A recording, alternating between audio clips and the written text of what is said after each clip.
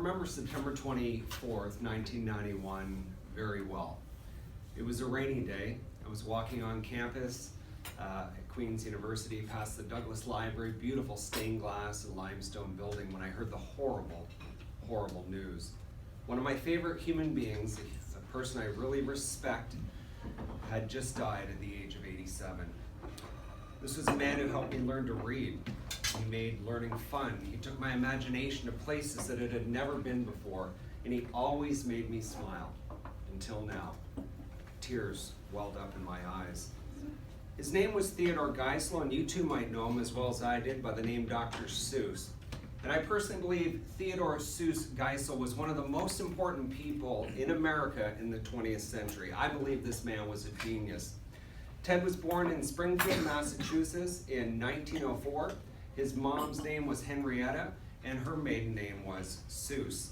His dad was Theodore Robert Geisel, and he managed a family brewery until it was closed due to prohibition. I sure hope prohibition doesn't come to Missoula, because there's a lot of breweries that would be out of business. Young Ted Geisel moved off to Dartmouth College, graduating in 1925. I got to know Dartmouth College well back in the early 90s, because I would go down there to visit my friend Sean and hang out on the campus and party. Well, it turns out that Ted liked to do that as well.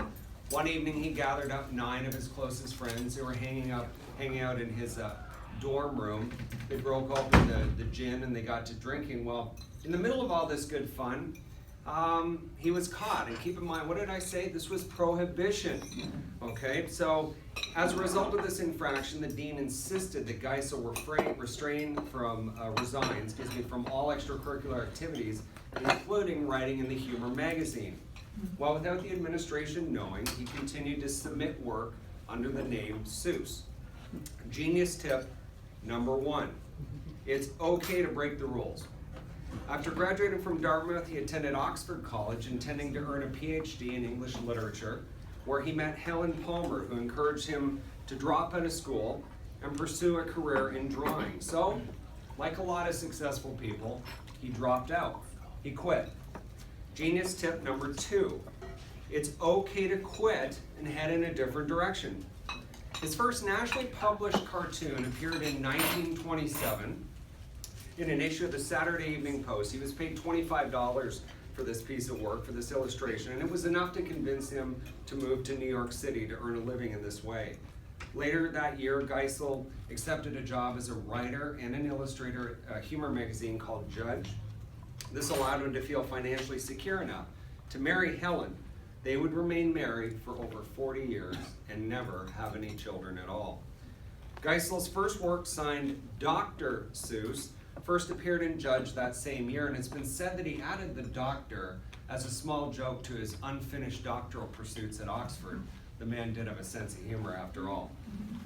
So Ted continued to support himself and Helen through the Great Depression and through the next 2 decades by drawing illustrations for advertisements for companies like Standard Oil, NBC, and General Electric. And this increased his income enough to allow him to live in a slightly better home and allow them to travel and allow them to expand their social circles.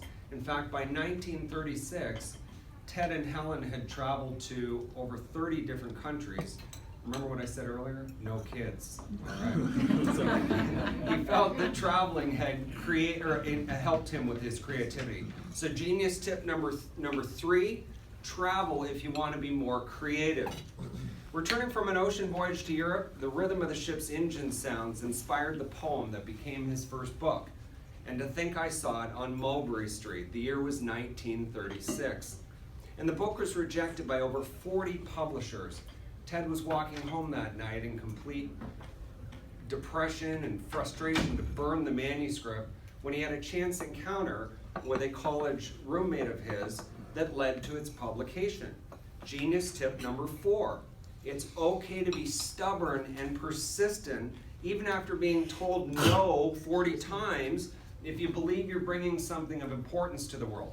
It also doesn't hurt to bump into a college buddy that went to Dartmouth that has a bunch of connections, but that's not a genius tip, that's on the side. During the war years, Theodore Geisel was not afraid of making his political views known. He was for Roosevelt's handling of the war, but against isolationists like Charles Lindbergh. He was in support of Japanese internment, and denounced Hitler and Mussolini. He directed his energies toward the direct support of the U.S. war effort by drawing posters for the Treasury Department and the War Production Board.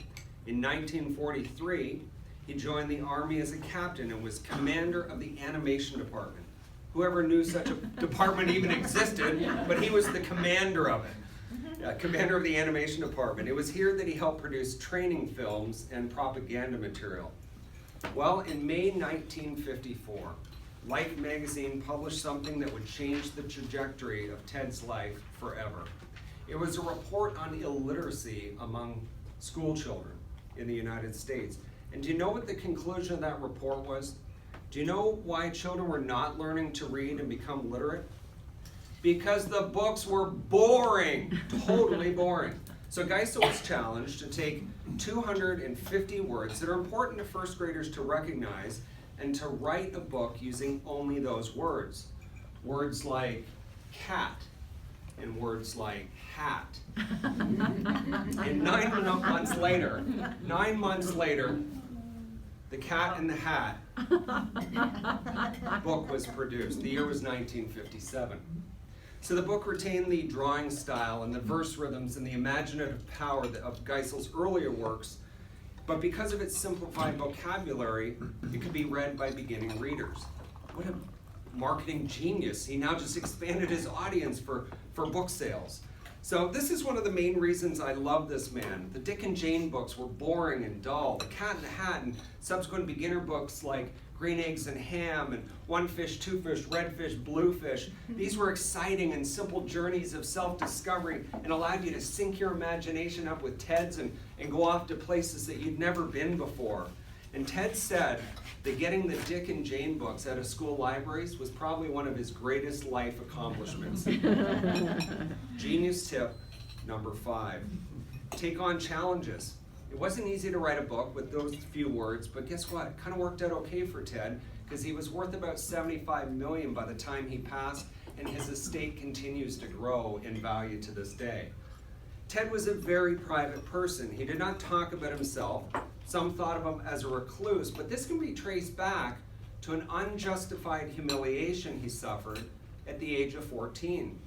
President Theodore Roosevelt came to Springfield to pin 10 medals on 10 Boy Scouts, but when they got to Ted, the last boy on the stage, he ran out of medals. And Roosevelt bellowed out, "What's this little boy doing here?" Well, that little boy didn't quite get over that. So one question Ted was asked over and over throughout his life, and while I was writing this talk, my daughter Savannah asked the very same question. She said, "Where did he get all those wonderful ideas?" Well, Ted shunned any spotlight and banned himself from being on TV, but he did have to suffer through a fair share of press conferences, so he came up with a stock answer when given that question. Where do you get all your ideas? He replied, "I get my ideas in Switzerland, near the Forca Pass. There's this little town called Gletsch, and just about 2,000 feet above Gletsch is this little hamlet called Ubergletsch. And I go there every 4th of August, and I take my cuckoo clock there to get repaired. And while the cuckoo's in the hospital, I wander around the town, and it's full of very strange people, and it's from them that I get my ideas." So clearly he did not like this question. What he hated worse was his books being referred to as whimsical. Geisel made a point of not beginning to write his stories with a moral, but stating that children can see a moral coming a mile away.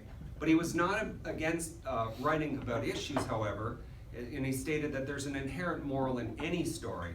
So many of Geisel's books express his views on a remarkable range of social and political views. The Lorax about environmentalism and anti-consumerism, the Sneetches about racial equality, Yertle the Turtle about Hitler and anti-authoritarianism, How the Grinch Stole Christmas, criticizing the materialism and consumerism of the Christmas season.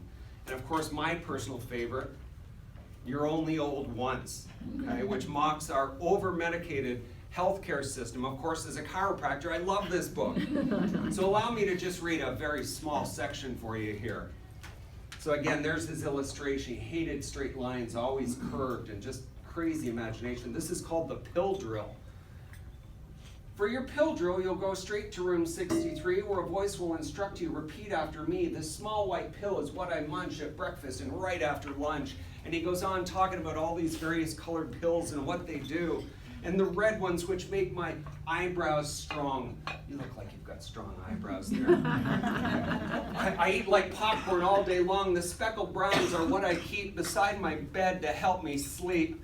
This long flat one is what I take if I should die before I wake.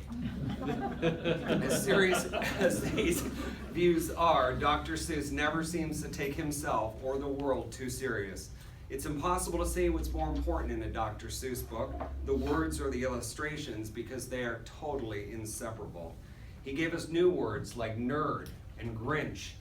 No word, and when no word existed to complete a rhyme, he would make one up. For example, and speaking of birds, there's the Russian Paluski, whose head ski is red ski and belly is blue ski. I think I'll get one of them for my Zewski Magruski. I simply smile and laugh at the ridiculousness of these words every time I read those.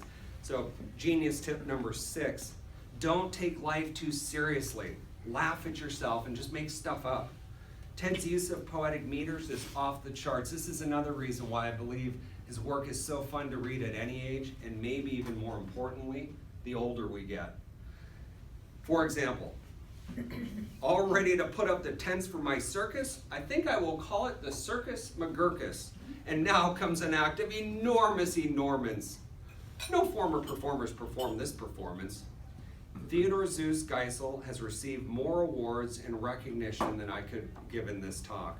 But he did win a special Pulitzer Prize in 1984, citing his contribution for over nearly half a century to the education and enjoyment of America's children and their parents.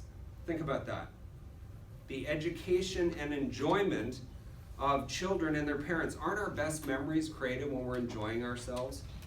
Aren't our best memories created when parents and children are bonded together and they're learning? Aren't we learning the most when we're in a state of enjoyment?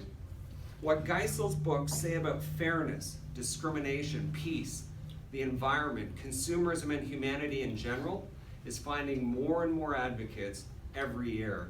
Did this genius really die on September 24th, 1991?